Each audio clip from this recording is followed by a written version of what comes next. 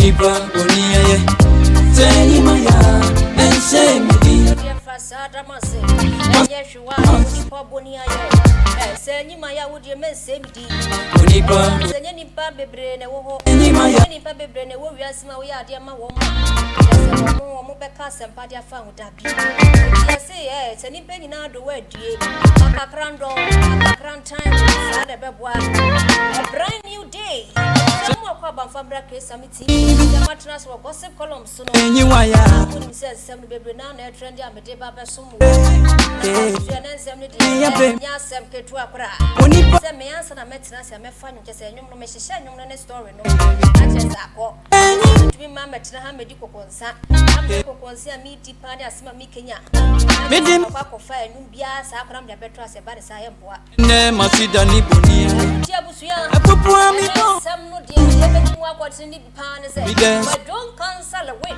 Onipe no grant interview na wo interview ni mu no Onipe ni Nkansah Lil Win nsem bia wo keka no no no what way perfume o use ni 2000 plus 3000 4000 para na je se mo use 20 cities 30 50 cities kra na de mo ndru ba bia o na manfo ne toche no mo to mo to de ne boarding Kwadwo Nkansah Lil Win ye no no wo ye wa mananso wa sa se wo no artist bi awia na nwum artist awase awia na nwum ne di se wa Nkansah wo hwe na wuti artist ni di Atemuda Atemuda so busa Atemuda trendy o nim se patapani ni bro ni jai so wona nim se de Atemuda patapa na yere eya ne white lady anase ni bro ni no wa Nkansah pa na num to akase o patapa do yen ex na sisi wasan so back to Ghana na Atemuda ntina oba ebusu ya yes said you be mpeno bi pe what ya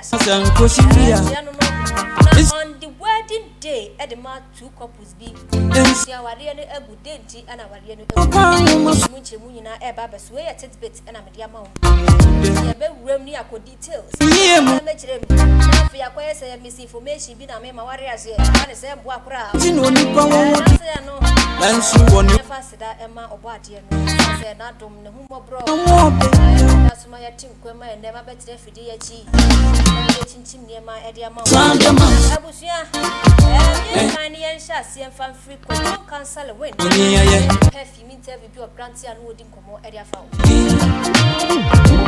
Asanda Nkoda menya kwa nko shop na obi no invite you aje David ana me perfume issue ha no ebinia Where you Ghana na so wabidu nyanko padom o ma no o mo tipia na o mo tipi o mo ti bofo sa tetwim kankra eti wo mo kakasa be no ka brofo dia asaka twi e ka frafra brofo dia bia bia me ka Spanish me ka Dutch me ka bibia me ka slang me ka patwa me ka frafra me ko Ghana twi ti se de o ka patwa Ghana piano kakari ka de ya Ghana piano o ka patwa ka bibia where sure ubisa question menensi the perfumes me use perfume ya 30,000 20,000 40,000 bravo jo 40,000 perfume man for touch me sa jimi perfume hu ebi ni Ghana ha nti ba ba ina cho nya na beka mu ni dada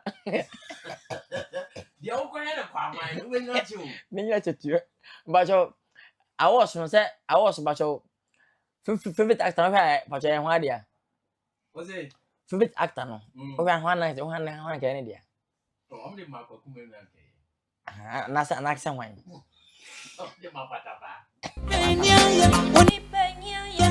Penya kura Asia ya semu that's Kwadwo Nkansah Lil Win for na waka mo wate ase no wa wote free na num ton tie free man bia du na wonim se Kwadwo Nkansah Lil Win interview de koso ana tese question bi ba mu na hwe Kwadwo Nkansah Lil Win ya wodi o se artist bi awia na nwom na busu artist be ye ko tie free Kwadwo Nkansah Kwadwo Nkansah na num wawia nyom Owia ho Kofi Kinaata owia nim no ho me ho lie wawia me serie okay wawia me nyom lie mo kai abra patapa yi ti bo wan kona be so bo kona mo ka smile dey almost wawia patapa no o kwa e so smile dey no mo see What TV? Let me check. I mean, you so palmy. The Facebook is a me pursue the any pack. As you be an way, one corner, corner. I said corner number means yes, Mary. Yes, corner. So I have corner. As was an idea. You do that, Papa. Try to so, in my Tonsa, and what Jimmy, and you saw about the very much. Manka Mary. Muna, oh, the way the copy. Mr. Kofi Kinaata Kobon and Blaster. Now, person will swim. How to tell me? Could you person found or voice me and I'll tell we young? Eh, Ghana, I will appreciate. Miniano, 10 paper. Okay. Minimum about 2 years in me. I feel a new I hate to crawl. Or couldn't get the nephew. 2 years after I can't now. Again, now, so go to baby a hard and what I was in him. Fire! Bonnie. What about you? No, fire, no, dear. Never million, one prayer. Lil Win, DJ Zone to check away. One prayer, check away. Now, fire, no, dear. Okay, what do you have? Start, what's that anymore? Okay.